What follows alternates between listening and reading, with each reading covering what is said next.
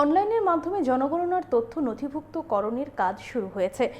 এরই অঙ্গ হিসেবে আগরতলা পৌর নিগমের কনফারেন্স হলে প্রথম পর্যায়ের বৈঠক অনুষ্ঠিত হয় শুক্রবার। সেখানে উপস্থিত ছিলেন দীপক মজুমদার সহ আরও অনেকে।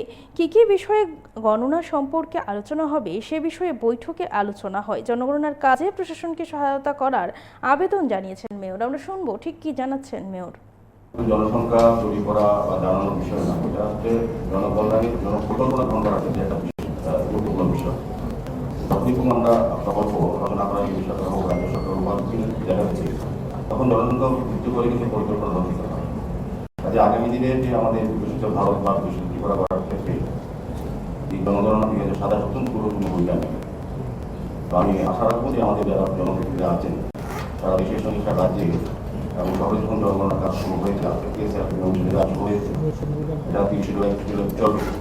জনগণনা আমাদের 21 অগাস্ট অব্দি চলবে। আপনারা যদি বাড়ি বাড়ি যখন যাবেন, যারা এই সঙ্গে যুক্ত আছেন, যারা কর্মচারী বন্ধুরা বা যারা অংশগ্রহণ করবে জনগণনার কাজে, তাদেরকে সম্পূর্ণভাবে সহযোগিতা করার দায়িত্ব আমাদের থাকে।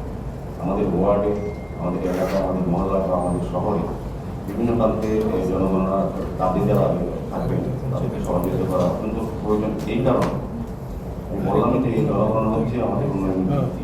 জনগণনার মাধ্যমে সমস্ত স্কিম এবং আমাদের যে ফান্ড এডুকেশন হয়, যা কেন্দ্রীয় সরকার বলুন বা রাজ্য সরকার হোক, জনগণনার ভিত্তিতে করা হয়। এই রাজ্য বা শহর বা যে দপ্তর যেগুলি অর্থ পাওয়া দেওয়া হয় বন্টন ব্যবস্থার মধ্যে জনগণনার বিষয়টা অত্যন্ত বিষয় থাকে, গুরুত্বপূর্ণ বিষয় থাকে। কাজে সেই জনগণের কাজে আপনারা সবাই যুক্ত হবেন। আর আজকে কি মাননীয় রাজ্যপাল শুরু করেছেন, মাননীয় মুখ্যমন্ত্রী করবেন, আমরাও করবো। প্রত্যেক